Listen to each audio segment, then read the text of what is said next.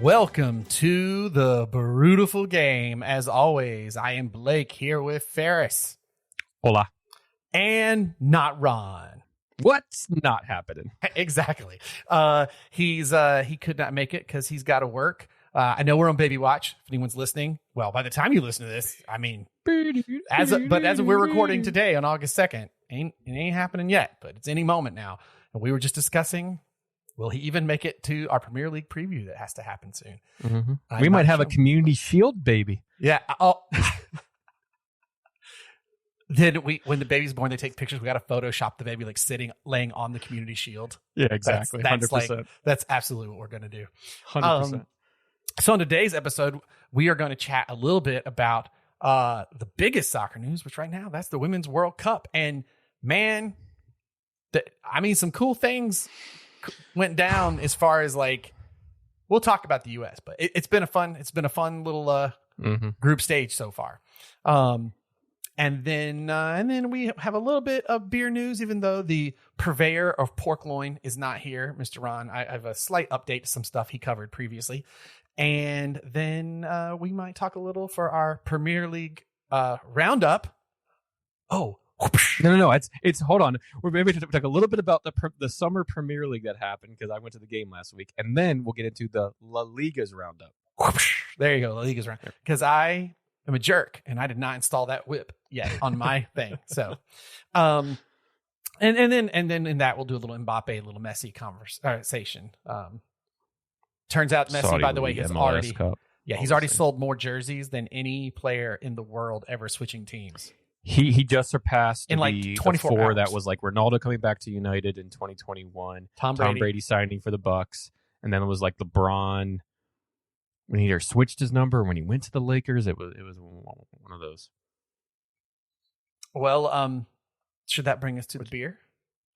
Which I can actually start because I have a little bit of beer news with my beer. Oh, well, see, there you go. All right, you can be the pincer of the purloin of pork. Love it. All right. I could be the homeboy of the hot dog. I do enjoy a good hot dog. Homeboy of the hot dogs. I went to a baseball game yesterday for the first time in forever, dude. I didn't know here in town we have the Smokies, and they're a AA team, and they're really good. Our company, what a great name for right? a baseball team. It's got a grizzly bear. We were playing against Chattanooga, and last night, and we went out to the stadium, small but beautiful. The place I work at got us a suite for sort of a leadership night out kind of thing, and they had hot dogs, they had burgers, but because it's Tennessee, they had some awesome smoked chicken in that thing too. It was quite good. It was a good little hang. And pretty good awesome. beer. Yeah. Heck yeah. It is the summertime as we were even nearing it, but it is always a good time for some baseball. All right. So I have a beer from a brewery that unfortunately, not last month now, I guess in June, I was going to save two of these for Ron and I to have on it, but I don't know when exactly that's going to happen. So I figured why not? And we always tend to do IPAs and stuff. So I figured I'll just do it. But anyways, from a brewery that recently closed in town, Ellipsis Brewing, on I believe June 25th, they permanently closed their doors. I don't exactly know the full story, hows and whys. I think it had to do with investors backing out, so therefore location too tough over there. Location was tough. It was honestly one of my favorite breweries in my top 3 for a bit because I liked that kind of big warehouse type vibe to it, and it was chill, really good IPAs, which is what I'm going to have here, and good sours. So I had snagged this prior to even knowing they were closing, and just happened to have it. But it is called, I hope I'm saying this right, Masamune, a New England IPA. Masamune, I guess, is Masamune Kun's Revenge is a Japanese mega series. So on the can, really cool, Final Fantasy type Masamune can. Masamune, sure. That's it. Yeah. Yeah. So really cool can art on there, I said, very Final Fantasy-ish. That's awesome. Type can art. Brewed in Orlando, Florida. Keep cold, drink fresh. Hops Amarillo. with DDH Vic Secret and DDH Rakaku. 6.1% alcohol by volume. Looking on the Untaps, it gets a 3.86 rating. Not a great deal of information because going to their site, immediately when you go to their site, it says we are permanently closed. For a while there, they were selling various things from the brewery, from bags of hops to brewing equipment to furniture to storage stuff to you name it. But yeah, sadly they close. I know they're trying to reopen somewhere else, maybe, especially if they get some other backers into it. But out by the airport, there is one less brewery in Orlando. So I'm going to give this New England IPA a try, as they usually did IPAs quite well. So excited to have this. Well, we're both. Sorry. Go ahead. Sorry, and I'm going to have it in my Orlando City pint glass, as they just kicked off against Inter Miami and Messi in the knockout stages of the Leagues Cup. Excellent. Well, I'm going to stay in the IPA world as well. Also a hazy one. And oh no. Ferris, do you see this? What's this? What is this? Is that like a Lord of the Ring? Is that how did the One Ring? No, this can't be the One Ring. I mean, that's ridiculous. How'd that get in my house? I mean, I have this golden ring on a chain, and wait, there's inscriptions on it. It's the Black Speech. I can't utter that here, or the Eyes of Mordor will be honest, but I'll read this in the common tongue if you like. Yeah, absolutely. 3 rings for the elven kings under the sky, 7 for the dwarf lords in the halls of stone, 9 for mortal men doomed to die, 1 for the dark lord on his dark throne in the land of Mordor where the shadows lie, 1 ring to rule them all, 1 ring to find them, 1 ring to bring them all, and in the darkness bind them in the land of Mordor where shadow lie. Bum bum bum bum bum bum bum bum bum bum. The Fellowship IPA, Lord of the Rings from Brewdog. Yeah, okay. Dude. I've been holding on to this one for the World Cup since it was in New Zealand. I realize this is an English author. Oh, very cool. And an English book, but it's synonymous with New Zealand now because the film's being filmed there. So this is Brewdog's Fellowship IPA. And of course, I mean, what better slogan than 1 IPA to rule them all? Official Lord of the Rings Fellowship. The can's great because it is the Mordor speech that's on the ring that is like in a circle, and it's got the Lord of the Rings logo. It's so cool. Like my wife found this, and it's got Sting, Bilbo's sword that he passes on to Frodo. That a replica foam one for my daughter is sitting here in his back corner. It is a hazy India Pale Ale, 5% alcohol. Drive your taste buds mad. 5% hazy Indian Pale Ale. The storms the gate with notes of pineapple, stone fruit, mango, and a touch of tangerine. Brewed with oats and wheat and left unfiltered for a smooth, juicy hit that's worthy of a king. That sounds lovely. Yeah.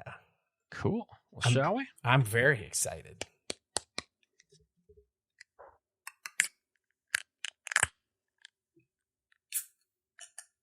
How did Ron miss the Fellowship beer? So annoyed.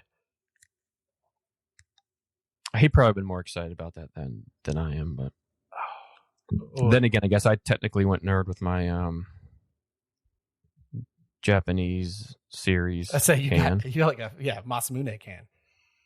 Oh man, I don't know about you, but this is hazy and IPA. Ooh, it smells so good.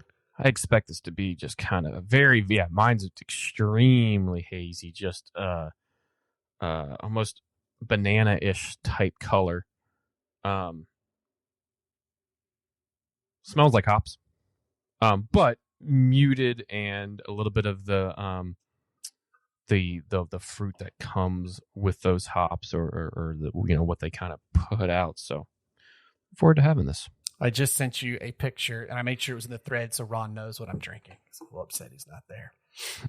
All right, here we go. Let's try these IPAs, brother. Cheers. Salute, my friend.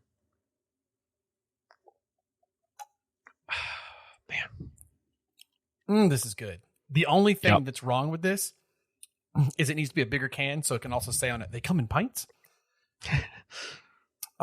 Man, this is really good. This is like, you smell it and it is intensely hoppy, but it's really smooth and not overpowering. Like there's not a lot of bitter on this. It goes away quick. Same here. Yeah, same here. Very, very smooth. Amarillo hop's going to probably be your most pungent, if I remember correctly, but only at 6.1%. So a low ABV IPA, where usually those hit 6.5% and above, anywhere up to 7.5 to 8, depending on the IPA style. Anything above that usually goes double IPA. But very, very good, smooth. A lot of fruit notes in that, and you got to be kidding me. Messi just scored against Orlando City. Of course he did. Do teams forget that he's on the pitch? He literally ran right down the center, and the ball was played over the top, and it was a lovely little dink ball, but he's wide open in the center right in front of goal. Like, seriously, what the are we doing?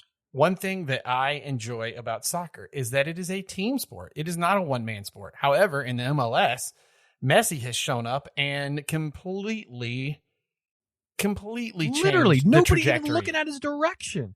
He just runs right in behind. Completely changed the trajectory for Miami. It's ridiculous. The La Liga's roundup conversation started early. Shall we move on to the World Cup? What the hell are the U.S. women doing? But can I, since we just are coming off this beer, can I pause that 1 second? Yeah, sure. Can I take this Lord of the Rings beer and metaphorically pour one out for one of the host nations there, New Zealand? As long as it's metaphoric.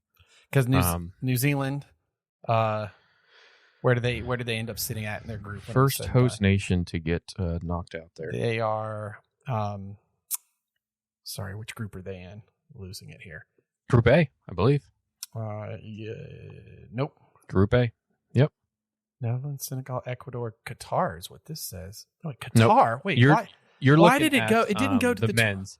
Why didn't it go to? I used Foot Mob. I don't know. Oh, no, screw you, Foot Mob. The first FIFA World Cup you click on goes there. That's exactly what I did. I had to type it in, but no, it was jerks. Switzerland, Norway topped the group. Switzerland 1, Norway 2.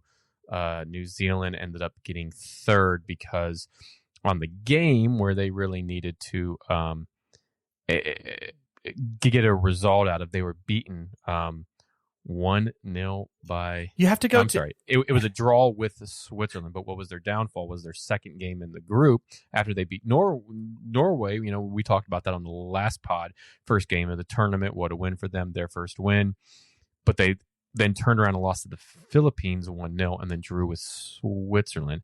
So with the goal difference of Norway and the 1 win and 1 draw and 1 loss, that goal difference is what pushed them through because they had 5 goal difference opposed to 0. So, by the way, Foot Mob, I searched for World Cup. It shows up as International Women's World Cup. Doesn't show up FIFA. Anyway. But yes, so New Zealand bows out, and as I had promised, each time we do one of these, if New Zealand's still in, I'm going to give you a Gandalf quote. So I figure before we get into the U.S., since I'm drinking this Lord of the Rings beer, but they're not in it anymore. No, but this is it. But we're covering what just happened, right? So they were in it, now they're out, right? So this would be the last one. So what I have gathered is a Gandalf quote that is about goodbyes. It is a few years after the ring has been destroyed, and Gandalf is boarding the ship to go to the Undying Lands and set sail as he sits there with his horse Shadowfax, his friends Frodo, Bilbo, Galadriel, and Elrond, getting ready to sail to the Undying Lands, and Sam, Pippin, and Merry. Thank you for every nerd listening who's enjoying this. Sitting on the shores as they are all upset, saying goodbye to their friends, and Gandalf says, "Well, here at last, dear friends, on the shores of the sea come the end of our fellowship in Middle-earth. Go in peace. I will not say, do not weep, for not all tears are an evil." Thank you, New Zealand. Awesome opening game. It was very inspiring. We'll see you at the pub to watch the rest of the matches. Hey, they covered the gamut, win, loss, draw. That's right.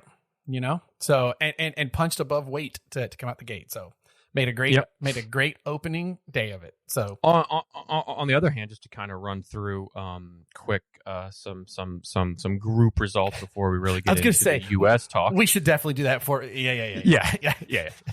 In Group B, Australia atop the group with a big win over Canada, which knocked Canada out, and it was Nigeria.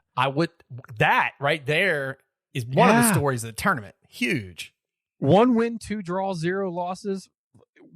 What a result by them. Australia and Nigeria in that order. Canada going home, which you expected when you first saw this group for Canada to get out of it, but they laid a complete egg in their last game. I want to 4-0 or 4-1 or whatever it was, but man, they disappointing from them, both men and women's at the World Cups, right? The men didn't even advance out of their group and got beat a few times.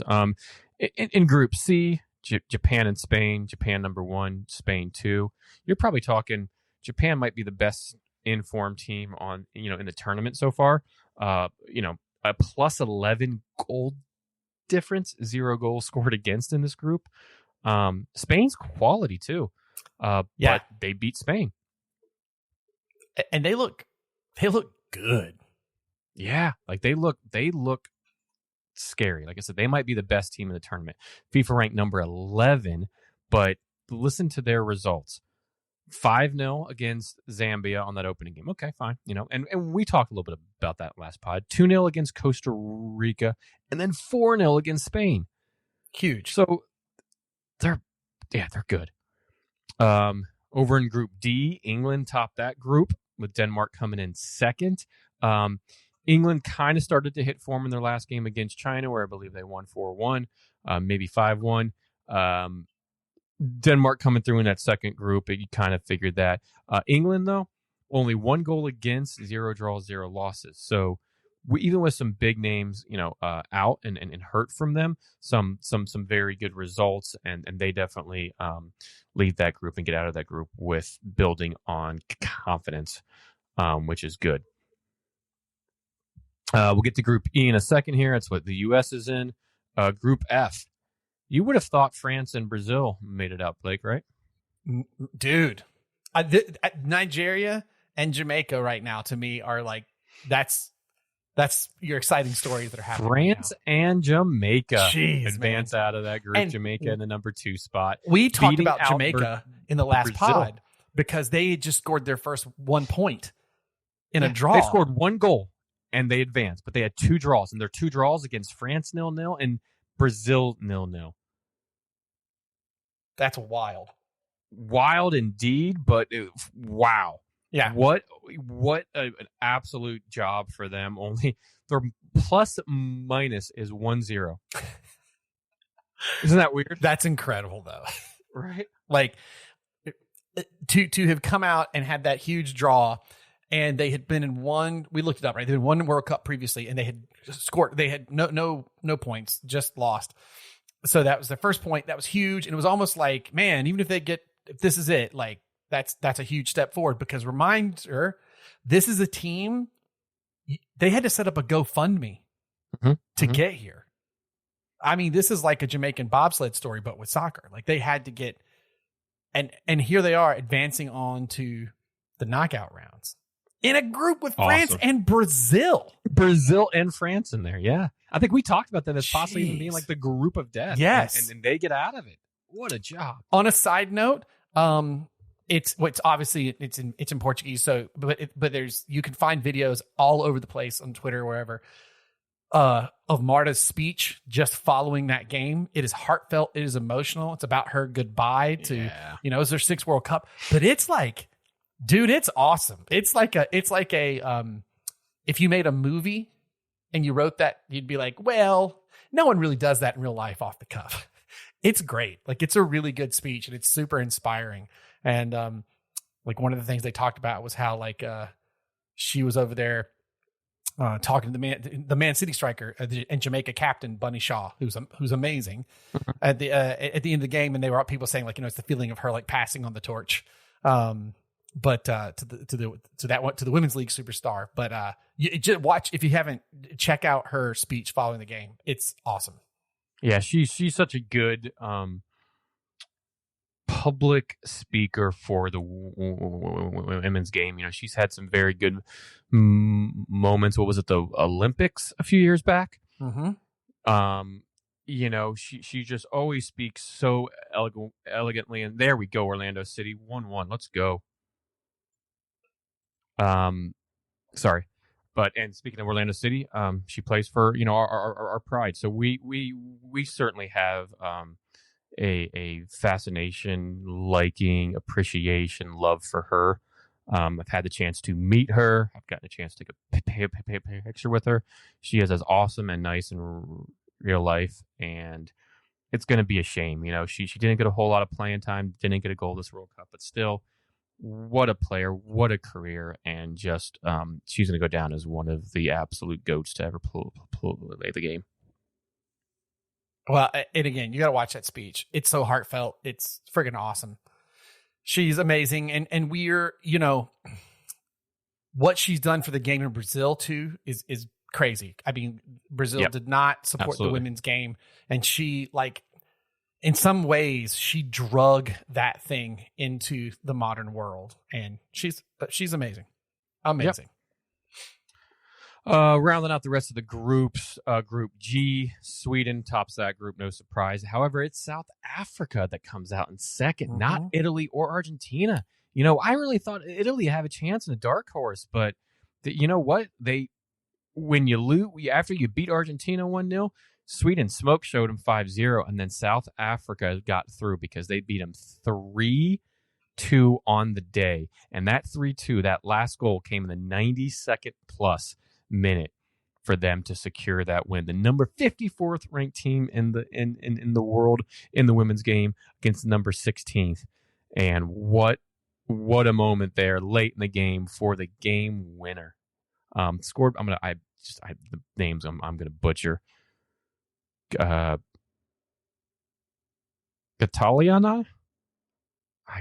I'm so sorry. I just don't know that name. I love all we do is apologize about names.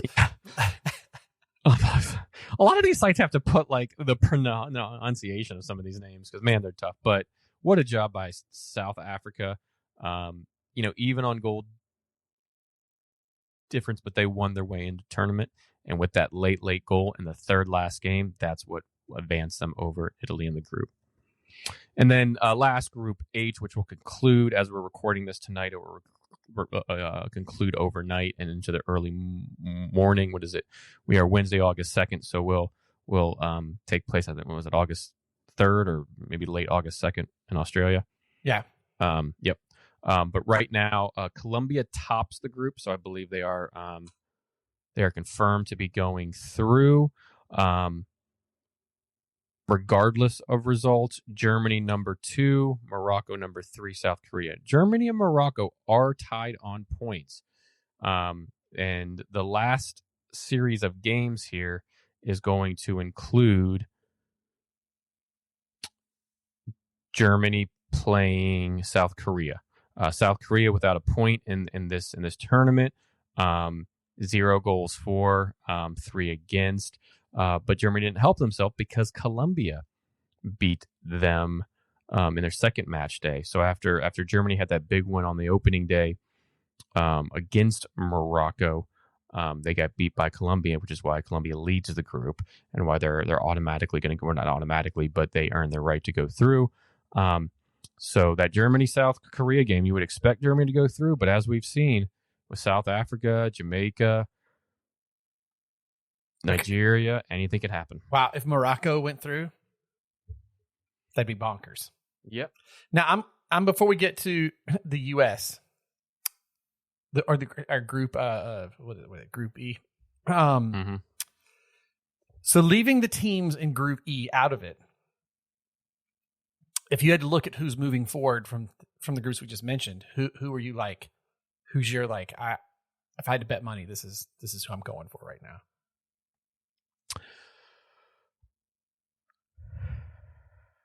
I'm caught between two teams, one of which the U.S. play on Sunday, which is Sweden.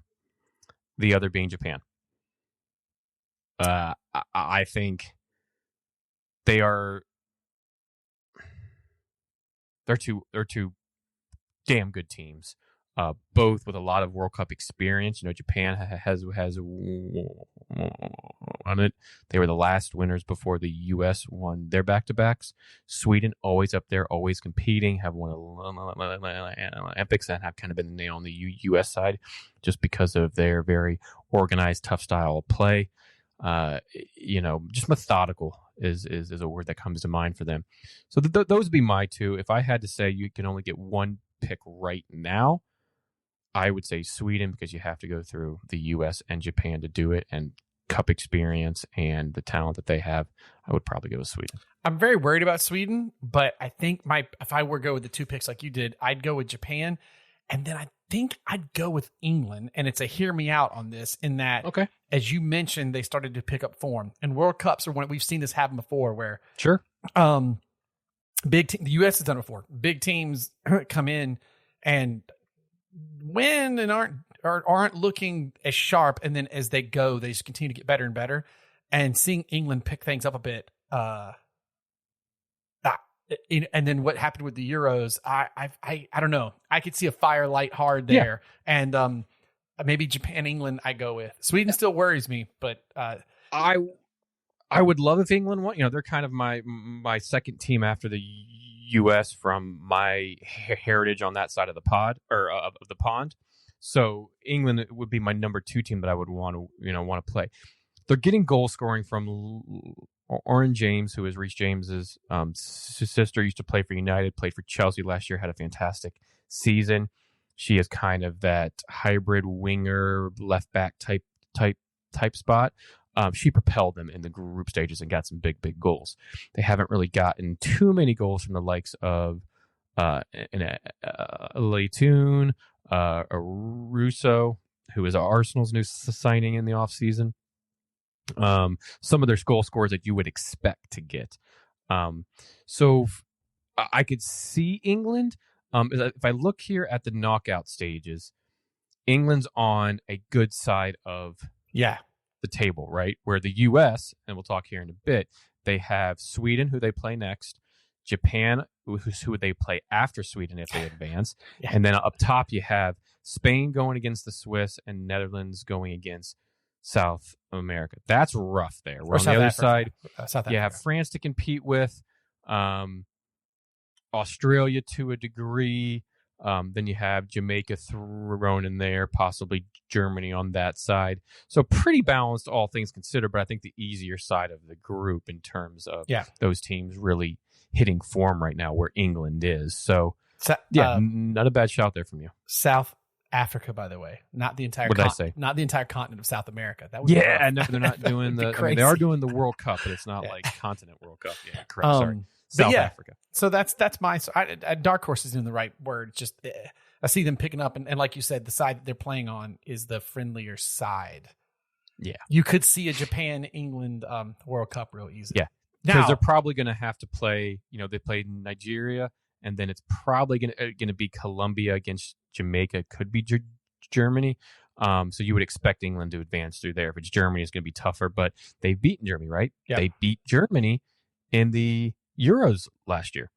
And Germany looks beatable right now, too. So yeah, they started off very, very strong. And Alexandria Pop is goal scoring. But other than that, they do look like they can give up a few goals at the back. Yeah. But it may be, a 3-2 game, or I think it was a 2-1 the other day with them. So. Well, this leads us around to Group E. Just got to text my wife asking if the dog was in my studio. I guess you can't find it. I don't think he is. Hold on. You have to wait. I'm going to stick my head under the desk to make sure we didn't lose a dog. Yep, there he goes. He likes to curl up behind all my guitars that are on the backside. So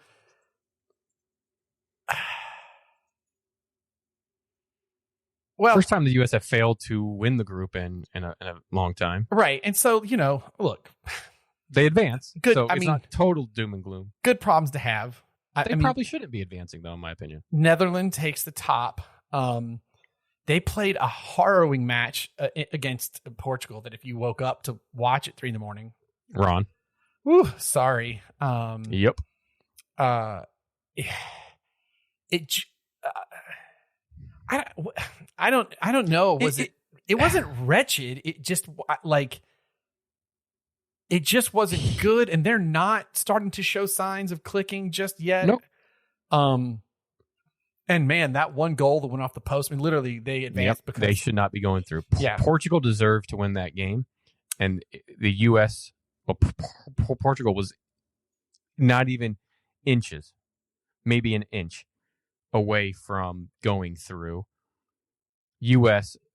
inch away from going out of the tournament altogether, because that was late in the game. That was like 90 plus 1 or 2, and that would have sealed it. And if Portugal won, they were going through, and the U.S. was going home. That's how close it was. But because it was a draw, the U.S. Advanced on goal difference, and they haven't actually lost a game. Right? They've won 1, drawn 2.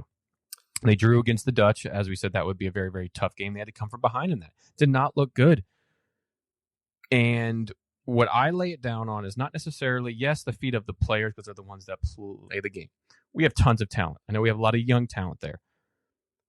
But if we lose against Sweden, or we just don't win the entire thing as high hopes were, and that's the expectation for the U.S., it has to be laid at the feet of Vlatko Ivanovic and what he's done with this team, because it hasn't been a lot and hasn't pushed them forward, hasn't progressed them forward. I get it. You had a lot of people retire in the past few years. You have Sauerbrunn, who's hurt. You have Mal Swanson, who's out. But you got good players, got strong talent. You're not setting them up with formation, with substitutions, with team selection. All of those things are attributed and can be contributed to the coach and what they're doing. The players don't make the formation. They don't make the substitutions. They don't make the player selections of who's going to start the game, who's going to be on the roster, right? We've talked a lot about that. So yes, I can sit here and go, well, this player should have been in the roster. This player should have, right? Okay, you put that aside. We're now here. We're now in the tournament. Your lack of changing tactics in a game, your lack of substitution. We made 1 substitution in the Dutch game. There's 4 other substitutions available with the likes of a Thompson, of a Rapinoe, of not Trini Rodman, Lynn Williams. You have talent there. There's something not gelling, something not clicking, something not vibing. And I think a lot of that comes down to Vlatko and how he's gone about managing this team. And so far, in my opinion, it's been abysmal. Yeah, I think. Well, okay. You talked, Coach. I'll throw another layer onto it too, and this is maybe a little more. What's the word I'm looking for? This is a little more a gut feeling. Okay, this is not a statistician thing but if we didn't go much further with this group, there's also the feeling of there's a tremendous amount of talent on this team, but we're also at a generational inflection point where, we're going to have a lot of players that have been mainstays that aren't going to be there anymore. And I actually think, and this isn't against them, this is just talking about it's time, right? It's like at some point, Ronaldo can't play in the Premier League anymore and he has to go to Saudi Arabia. Like there's a time to step away. And I think that's coming. And with this young group that's coming in, I think they'll be wildly formidable. Do you have the right person leading that young group? And I'm not so sure. No. I didn't add on to it because you're right. I agree with you completely. I don't think I mean, let's see, of all the managers that the ladies have had, the World Cups they've been in, this is probably the worst for sure. I sent a group to the text we were in there today, and I said, you know what? Probably not a popular opinion, but boy, would I love to have Jill Ellis back for this next game. Yeah. Because despite a lot of the things, and yeah, she may have had better players, she may have had more seasoned players, she may have players that worked harder. Who the hell knows? She knew how to manage a game. She knew how to manage a tournament. She knew how to change stuff. She knew how to make substitutions. She knew those nuances of the game manager. And it doesn't seem like Vlatko really knows. He played the same lineup back-to-back against Vietnam and the Dutch. And you know it's a bad lineup or a bad choice when you had when you had Rose Lavelle saying she's fully fit. She did the press conference the day before. I told him I'm good to go, yada, yada, and she doesn't get to start. And right after half, DeMello gets subbed off for Lavelle, and that changed the game in that, right? Lavelle's a creative player that changed the game, and we ended up getting a goal to draw, not advance. But then after that, that's the only sub. That sub was made in the 46th minute, right after half. So right then it's like, oh crap, okay. But you didn't change formation. You didn't change anything in the first half. Yes, that sub helped. That sub changed the game, okay. But then no subs after that. When you want and you're pushing for a second goal, I get it. The team might be playing well, and the front three might be playing well, but you have players on the bench. You have Alyssa Thompson, young, speedy, quick. Ashley Sanchez, who can create in the midfield. Rapinoe, who can ping a ball into the box. Lynn Williams, who can get onto it. Christy Mewis adds a little bit of strength, creativity, box to box, you name it. Kelly O'Hara bombing up and down that wing with strength against a strong Dutch team. You had players you could have done, and no subs? Are you kidding me? Yeah. That's my. So then what do you do the second game? Okay, well, now you got a lot of backlash from the media that you didn't play Lynn Williams. So the only change you make to that is switching out Trinity Rodman for Lynn Williams. Okay, but it's like, are you managing the game, or is the press managing the game? Because clearly everybody got onto you about not making a sub, and Williams' name was thrown out there a lot in the Dutch game of why she didn't come on. So now you play her instead. And then your first sub comes in the 61st. Rapinoe comes in. I don't quite know. I can't remember quite who for. Might have been either for Williams or a for Smith. But then your next subs, Trinity Rodman and Emily Sonnet. Emily Sonnet? What the hell is she doing in the game at this point? You need a goal and you're going to put on Emily Sonnet? What? In the 84th? And then you need a goal still, right? And you put on Alyssa Thompson. Cool, great. In the 90th? What's the point? Wait, what's the point? And yeah, Kelly O'Hara goes in, but in the 90th.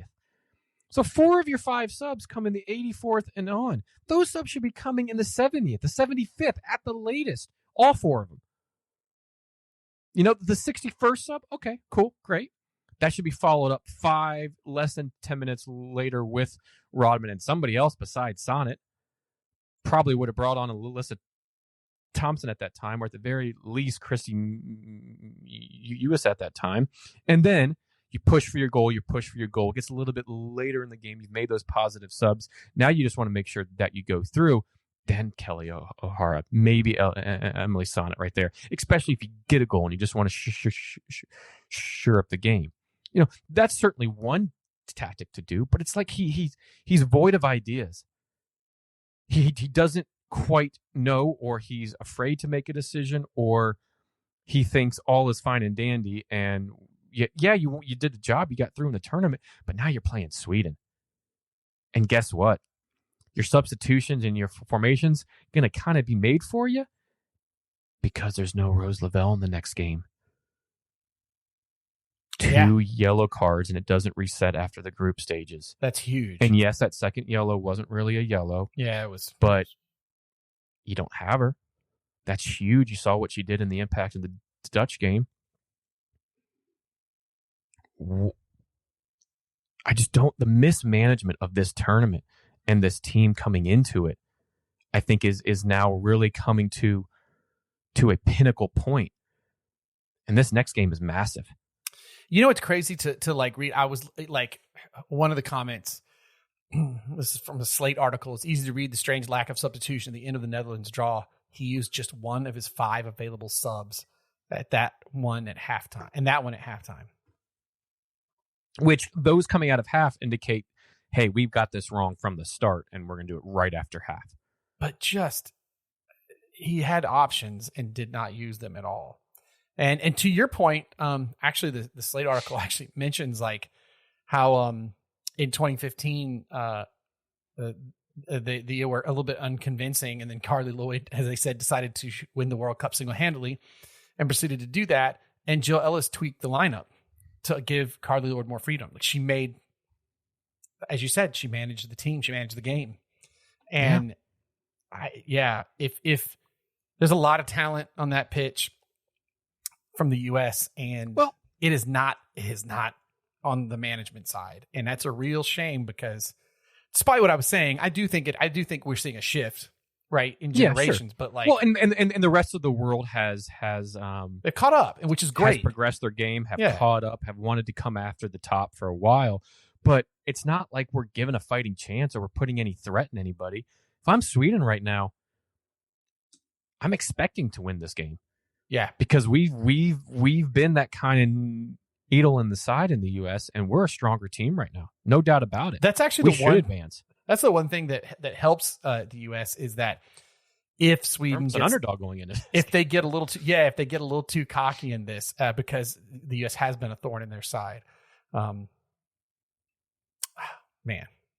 Well, and real quick, I wanted to stay on Carly Lloyd for a second, because you had brought up her name. She's obviously doing commentary for the Fox coverage there, and she got a lot of flack yesterday. Kind of walked it back a bit with her quotes, but honestly, I don't blame her.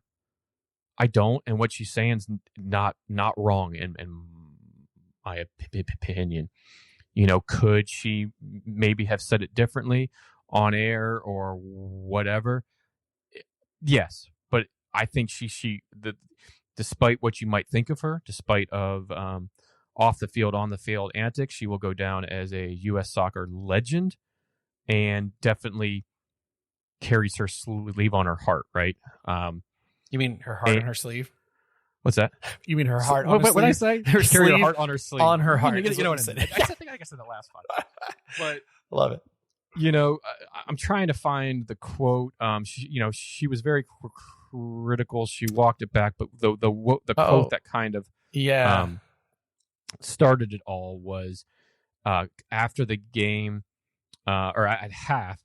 She said she was kind of the athletic report, and that she was kind of mouthing to producers or the rest of the staff, and kind of at half kind of saying something like, just basically, hey, I have a lot to share. I'm not happy with the first half results. And then just kind of said, not good enough. There's so much to unpack. I don't think we have time to do it right now, but honestly, not good enough at all. That was at half of the game.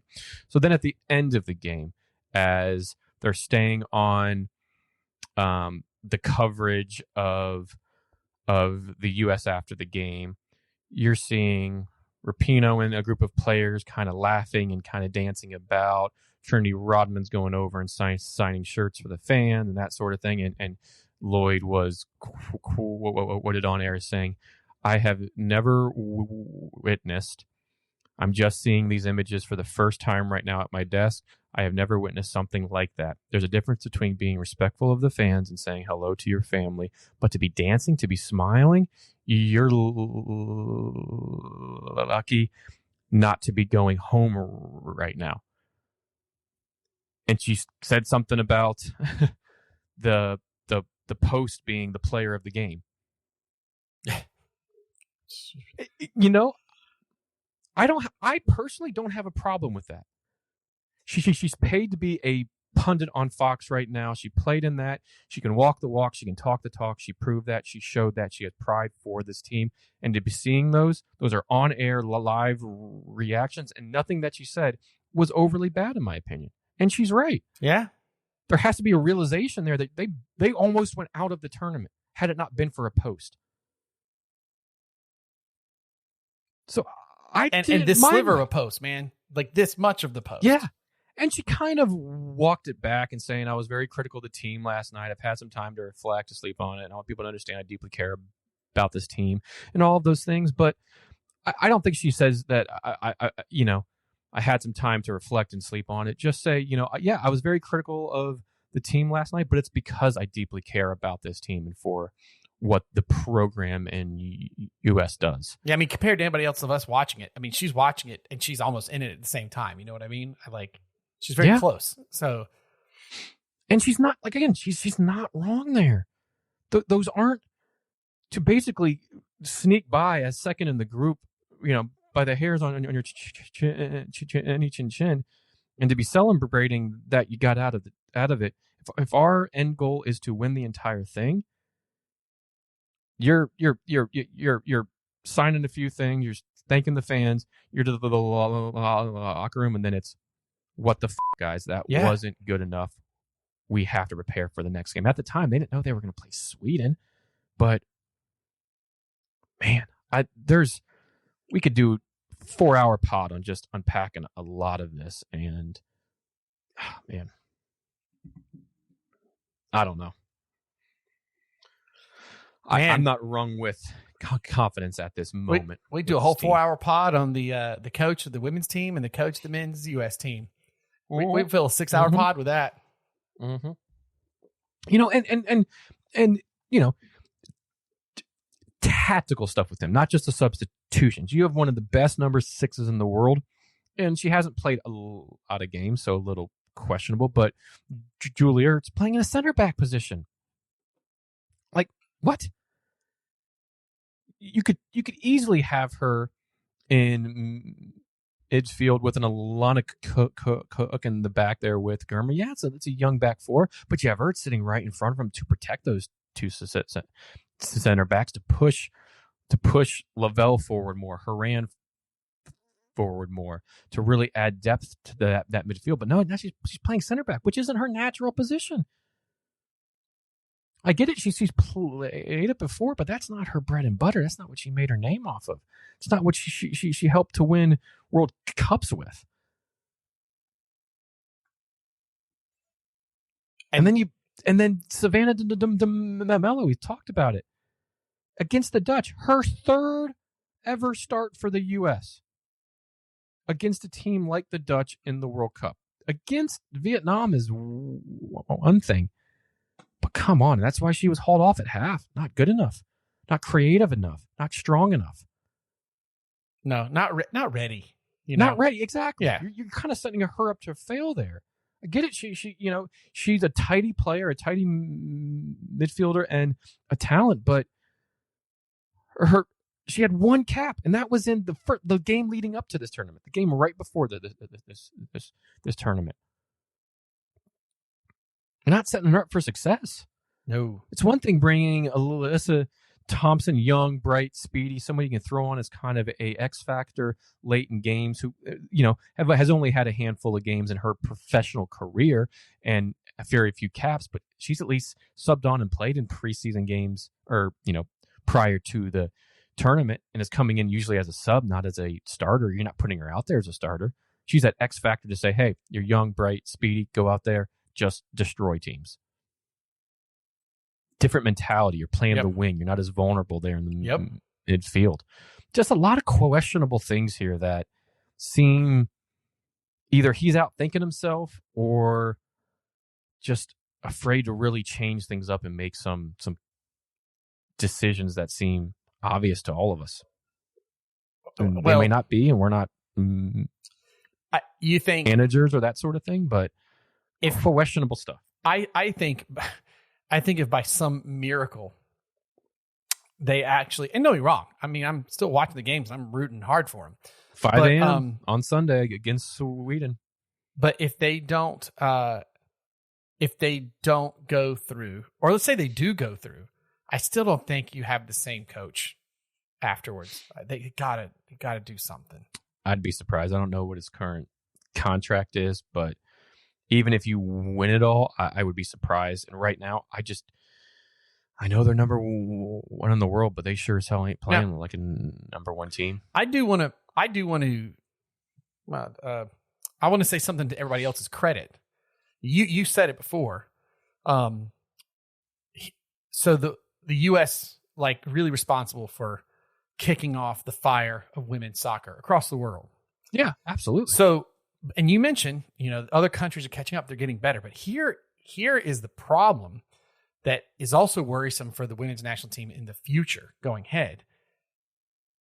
I don't know if it'll become the men's situation, but the rest of the world is catching up, but they are catching up way faster than the U.S. is getting better, if that makes sense. And if you look at it, you're talking about nations that are footballing nations. Like football is part of the culture, right? So like, it's not shocking, that they finally turned around. Yes, folks like Marta had to force it to happen to make it happen. But there's an infrastructure there in Brazil that if they will use that for the women's game as well, of course, there's going to be a huge pipeline of enormous talent cultivated. And that is a danger because in the U.S., we're still, as we complain with the men's game, but we don't really talk about it with the women's game as much, but the whole pay to play here, right? And the kind of talent that leaves out of the equation. So, you've got these other nations that have these infrastructure, Portugal, Netherlands, and they've had strong men's success in their national team, and now they're investing it. But when they invest it, it's not like they got to build things; they're there already. They just got to invest, right, and go. So we're definitely at the end of enjoying a very long lead in skill and talent. Yeah. And it's happening to hit at a time where I think we've got a coach that's not that great. And, it's unfortunate those things are we have a target on our back. Yeah. And we have a target, which of course we do. We always do. Yeah. But, teams also know that we're vulnerable in a way with a younger team, a different head coach than what they've seen 4 years ago. Yes, you saw them at the Olympics, but we finished third in that tournament, the bronze. Yeah. So they know we're a little bit vulnerable. So they're going to come after, and they're going to do anything they can to win games, whether it's setting 5 in the midfield as the Dutch did, or mirroring a 4-3-3 the way that a better team on the day Portugal did. Shame for them not to go through. But they're gonna try to get a result any way they can, and teams like Japan, Sweden, those will be our next 2 games. Sweden next, and then Japan next, assuming that they beat Norway. And then you could face the Dutch again.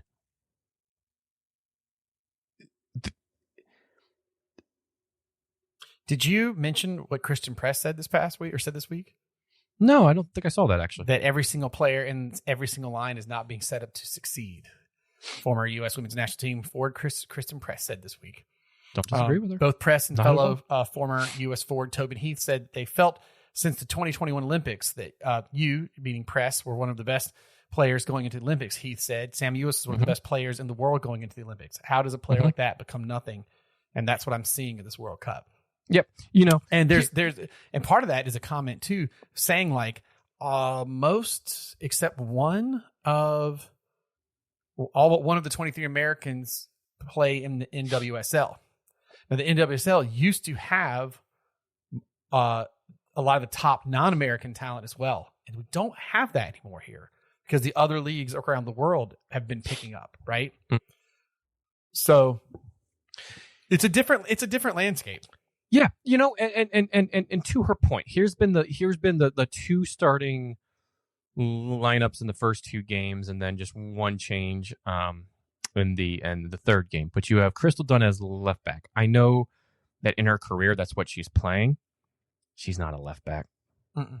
She's maybe a hybrid left wing back, left winger. That's what she's been more prolific in. She's working on her defense. She's those things. But look at her positioning on the Dutch goal in that game. Not good. At fault for that goal, in my opinion. Gurma, young, promising center back with Sauerbrunn back there. You're setting up for success. So the Ertz kind of makes it because you have a veteran player back there with her, but Ertz, not a center back by trade. Can play it, can do a job, but not a center back by trade. Not quite that full backline leadership movement style that Sauerbrunn has that is so tactically aware of the game. It's not going to help a younger player in Gurma. It's just going to more be like they're just their two center backs on their own. Watch where Ertz's position was on that goal that came off the post in the game yesterday morning. She stepped up for a ball to challenge, really had no chance at it, nowhere near it. Left those back three exposed. Emily Fox, right back, young, good player, deserves to be in this team, absolutely. But her first kind of starts at the World Cup or on big time stage, where I get it, Kelly O'Hara has legs, but young, right? First World Cup. So then you go to the midfield, and your starting lineup has been DeMello, who we've talked about, not setting her up for success, right? Third every game. Andy Sullivan, very tidy, very defensive midfielder, is doing okay in this tournament. Not great, just doing a bit of a job, which then pushes Haran up to a number 10. She's a better number 6 or a better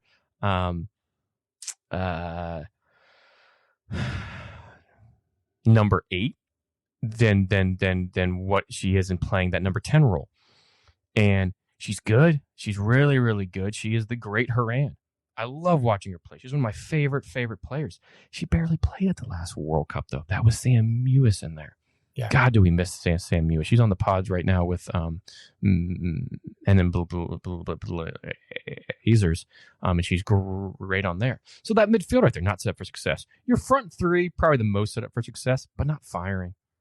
Just young, right? Sophia Smith, young, not at the last World Cup, prolific goal scorer in the WSL, scoring against Vietnam. You're going to start her, right?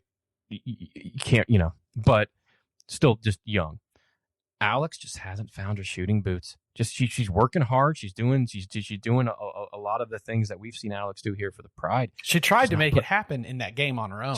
Just not putting the ball in the back of the net, and it's not working. So then you have Trinity Rodman. Good again, like Sophia Smith, not as prolific on the goal scoring side, but first time young on the wing. So it is really an interesting team here. And yes, you have your Rapinos, you have your O'Haras, even your Huerta now. But even then, I think it's her first World Cup. So it's just a weird dynamic. And you're right, not setting them up to success. Again, to my point, to Christian Press's, you put Ertz in that midfield, take out DeMello, and then put Alana Cook back there. You have two center backs by trade at least playing together. They might be young, but then you have Ertz sitting in front of you and help protect them, helping to manage the game from the midfield, which then pushes either Sullivan in a double pivot to sit there with Ertz for double coverage, but then frees up Haran a bit or Lavelle, whoever you kind of want to play in there. And you have Ertz in her natural position. That's setting up the midfield and the defense by that one quick move. The thing is that he's like set up a style and he's just not changing it. Gosh, and who was that in the past year we were complaining about that? But it's like, here's my plan. This is what I'm going to do. I'm not going to change it. Orlando City in the past, not so much with Oscar Pereira, but that was a big thing for a lot of the coaches that we've had. Ralph Ranick, for or whatever his name was for United. Mm-hmm.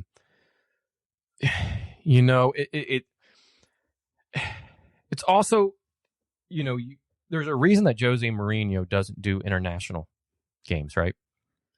A reason why Pep doesn't do international games. League style, which is where Vlatko kind of came from, to tournament international style, different.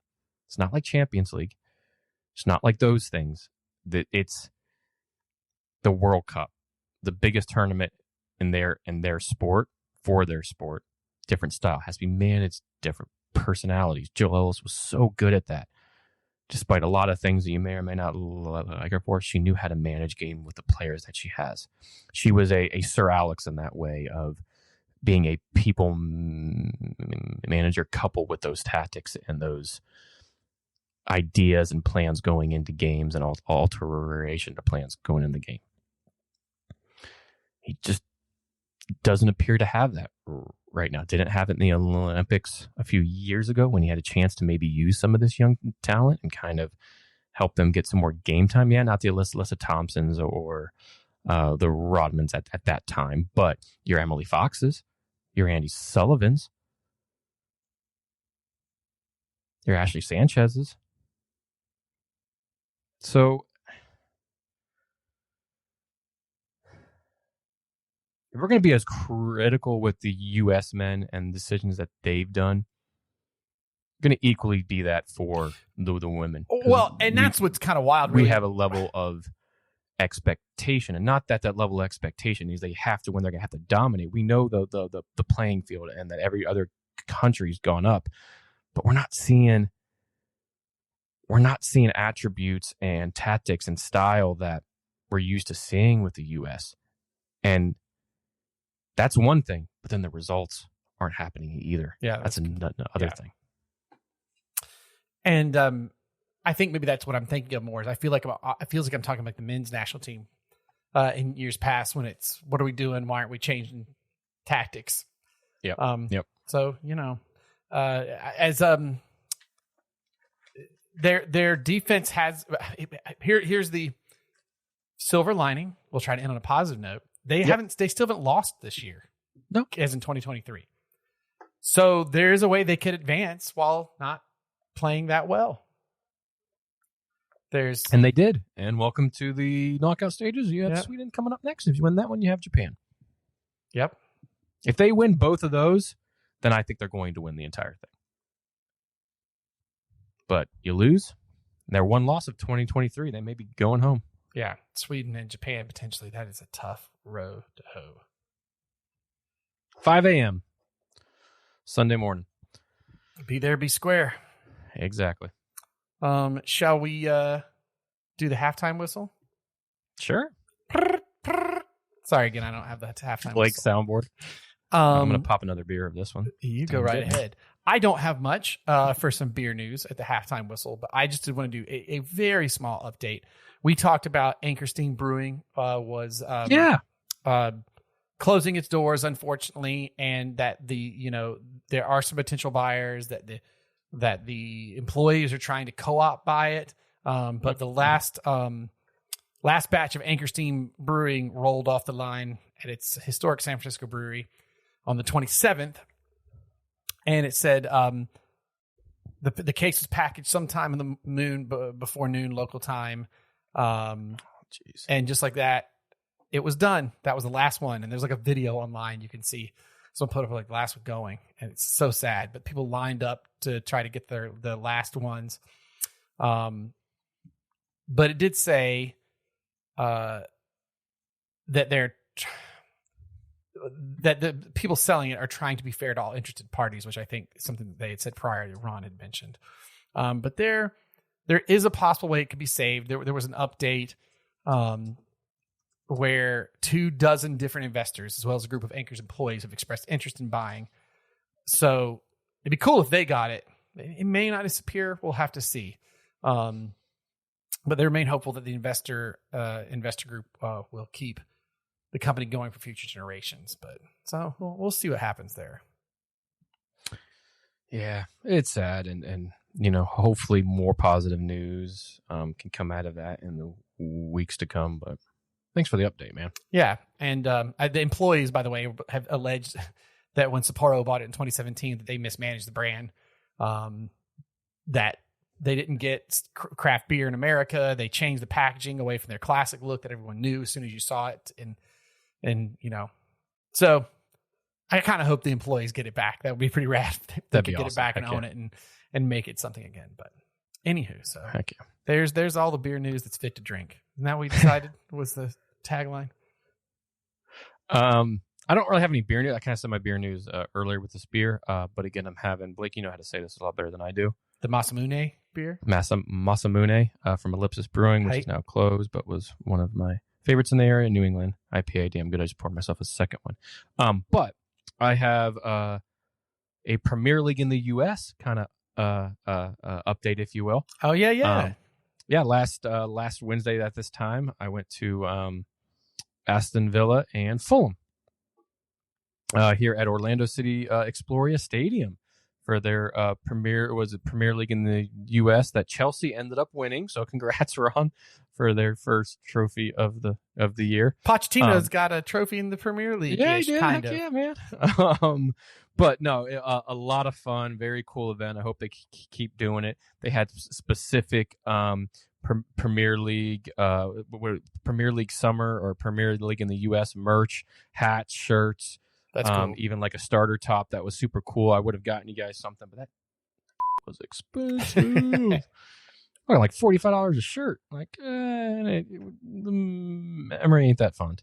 But a lot of fun. A little bit of a weather delay. Unfortunately, I wasn't feeling the best that day, and just didn't get a picture of myself in the Fulham kit that you guys got me. With the Brutiful. With a Brutiful game, but I did wear it. Fulham did get beat. Villa played quite well, and I think they're going to be a dangerous team. No doubt in the season. But they won 2-0 on the day after the delay. A lot of fun games across the U.S. and various countries, from like Landover, Maryland to North Carolina. Just awesome thing to kind of add to that already international. What we saw from what was the tournament called that we saw Arsenal and Chelsea last year? That one that comes every year. It's Florida Cup.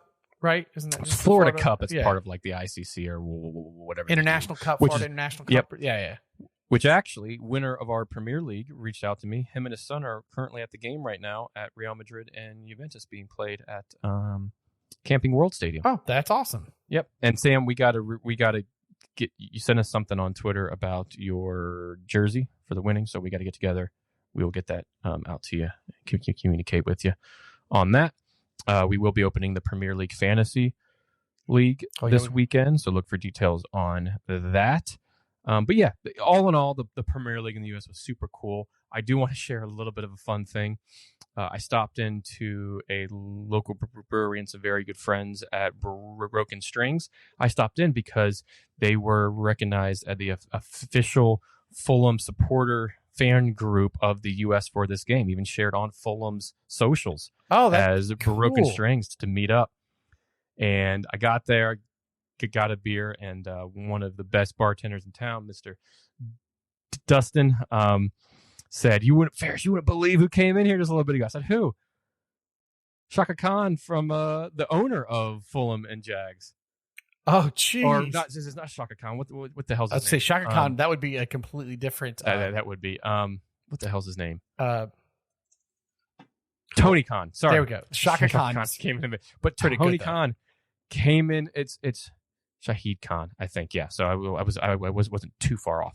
But he, owner of the Jacksonville Jaguars and Fulham, popped into the tap room, thanked them for doing that, thanked everybody that was there, said, hey, this is an awesome spot, thank you so much, where can I get a beer, and then just kind of left and didn't actually get a beer, but he was like, that was so cool, and it was packed, a lot of all sorts of Fulham fans. It was awesome. So that was very fun to go to and be a part of prior to the game. And Broken Strings Brewery is a block down the road. You can walk there to the game. Just an awesome spot.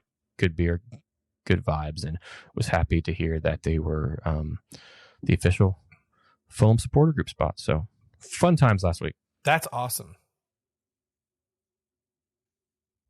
You gotta love it, man. I remember we saw that brewery, Broken Strings, going in as they were building the new stadium to Orlando City, and you were like, oh, What a great place to have a brewery. It's so close to the stadium, in between there and downtown. Like, so great. And they made Optimus Prime beer, so They did. made A lot me of happy. good beer. I went to go look at the content, which we're shooting this off of the hip, and I realized again we don't have it. So does that bring us over to the La Liga Roundup? It does. All right.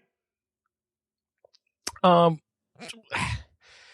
just go short on this. Not a lot going on, obviously. A lot of transfers, a lot of that thing we spoke last time about killing Mbappe and that outrageous offer. Well, he didn't actually take that offer. Is that like just stupid? Like if you're not going to play, yes, because they just clicked over the time frame when PSG could offer the extension, right? Like that just happened as well. He just got it. Yeah, he. What was it here? I just had it up, but because he,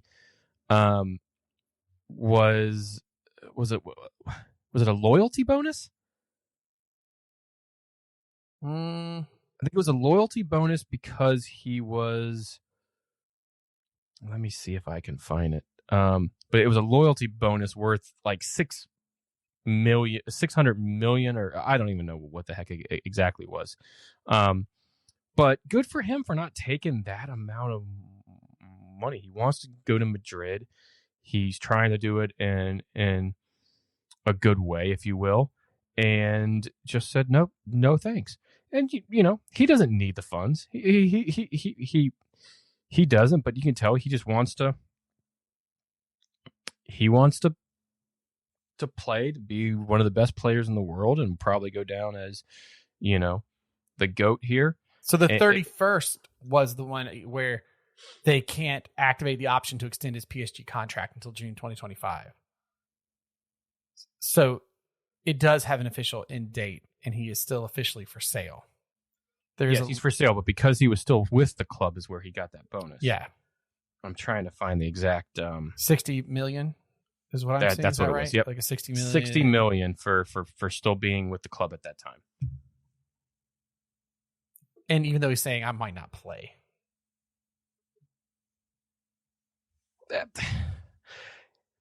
It is a transfer saga for the ages in terms of him being probably the best player in the world at the current moment. Hat trick in the FIFA finals. Just what an immense talent that he is, and might sit out an entire year. And did I see here that Chelsea made the offer for a loan for a year? They're trying to, but he said no. Bowley. Yeah.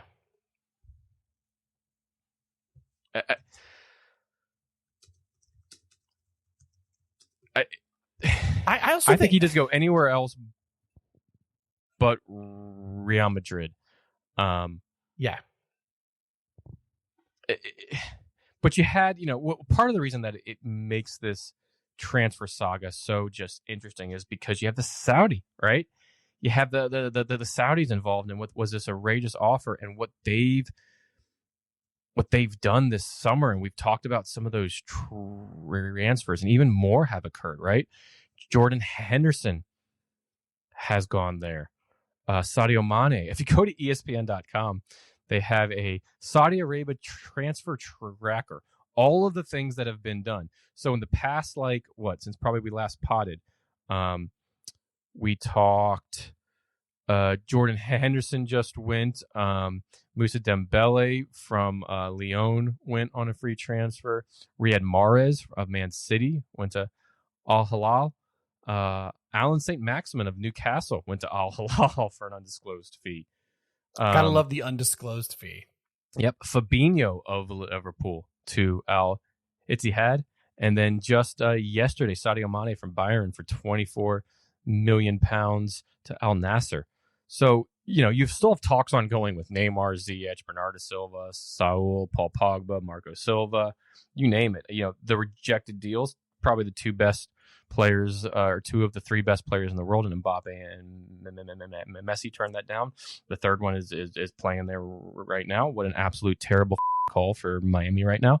They just got a pen, and it was absolutely a horrid call. As in not a pen? Not a pen. No way. Joke. Absolute joke. Lukaku's turned it down. Jose Mourinho. So, this is interesting. Roberto Firmino went there since I think the last time we talked as well. So you add that into the Kylian Mbappe saga, and well, it what an interesting summer with this transfer. For our next pod with our Premier League preview, we'll talk about some of the transfers that have happened in the Premier League specifically, as there's been quite a few, and especially with those top 6 teams, as you can expect. But just what the Saudis have done in the summer have definitely been a main talking point between Mbappe and them, and then you combine the two, and that's just been a absolutely crazy summer transfer saga. Yeah, there were a few things I wanted to mention, but you're right. We have a Premier League preview next go round, so I can save that for there. Because it does look there's going to be some movement as we run into I guess it's not a transfer day deadline because that'll happen.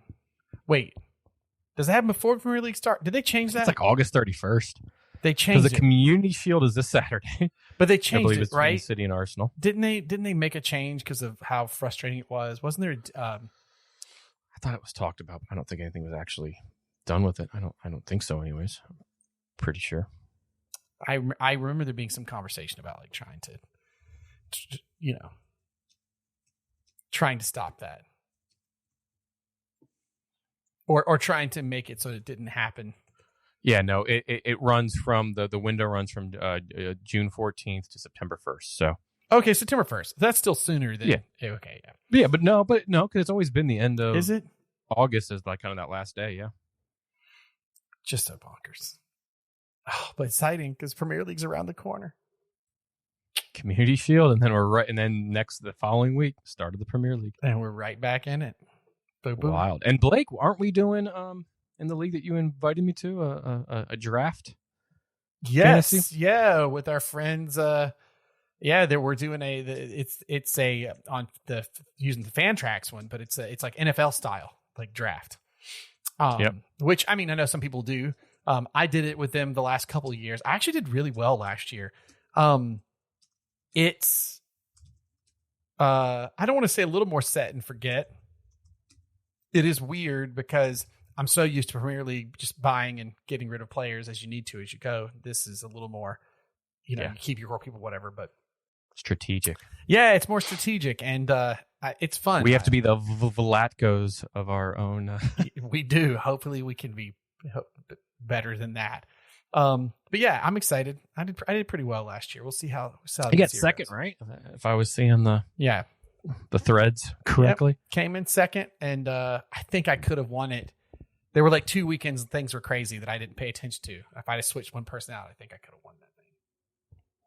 I'm looking forward to it. And as I said, we'll open up, if it's not already open, I don't think it is, we'll open up our Beautiful Game Premier League on the Premier League site, which is the classic kind of style where you get a salary cap and then build your team from there. Congrats again to Sam. We'll make sure we get that jersey to you. He's won it, 2 times now? I think he kind of is the leader in the that's 2 times. Clubhouse. Ron has forgotten about it 5 times now, I think. Yeah. He's been relegated. Like he's in like the National League. If we were doing consistent, yes, that's one thing you can absolutely say. But yeah, we'll get that opened up, and the same prize will be on the board for that. Where if you win, you get a jersey under $100 that we 3 will pitch in and get sent out to you, a jersey of your kind. And it's kind of nice that it happens in May, right? Because June, July is when new jerseys start to come out. So yeah, if you want a new jersey, and we'll never as long beat. as it's not like a super authentic jersey with a name on the back. We'll never beat the one though where Sam won it and wanted the Japanese. And Ron was national actually team in Japan. Jersey, and he was in Japan and got it. Yeah, it was pretty rad. That like blue shield one or whatever it was. That was blue. That was awesome. I can't promise we pull that off again. Yeah. All right, man. Well, I think that wraps us up. I think so. Make sure that you you follow us on I guess it's not Twitter anymore, it's X, whatever. Oh, it's so weird. I was like, what's wrong with my phone? It's so why'd I have a big X on here? Yeah, geez. Anyway, so we're going to we're there, whatever it's called. I guess we don't send tweets, we send X's. I don't know. And then Facebook's, Instagram's, all that jazz. But follow us too, especially on Untapped, where we share the beers and stuff we've had. We'll get the beers that I had tonight up on here. And speaking of tonight's beers, we had I had the Brewdog's Fellowship IPA. It was quite delicious. And what'd you have, Ferris? You can say the name better than I can. The Masamune beer from Ellipsis. Masamune. Ellipsis Brewing, no longer there in Orlando, Florida. New England IPA, damn good IPA, smooth. I'm going to finish off the second one here in a bit, but 6.1%. And not sure if you will ever see or get this one again. So glad to have it right now. Yeah, I hate to see them go. I always enjoyed their beers. Do you have a Latan? And by the way, tell your friends about us. Do a review. If you enjoyed the show, let us know you get a review. We'll get a koozie or something out to you. What were you going to say there? I don't have a quote, but I did see this morning on his Instagram, I think, because of course I follow him on his Instagram, posted a picture of him on like a beach and shirtless and whatnot. And the only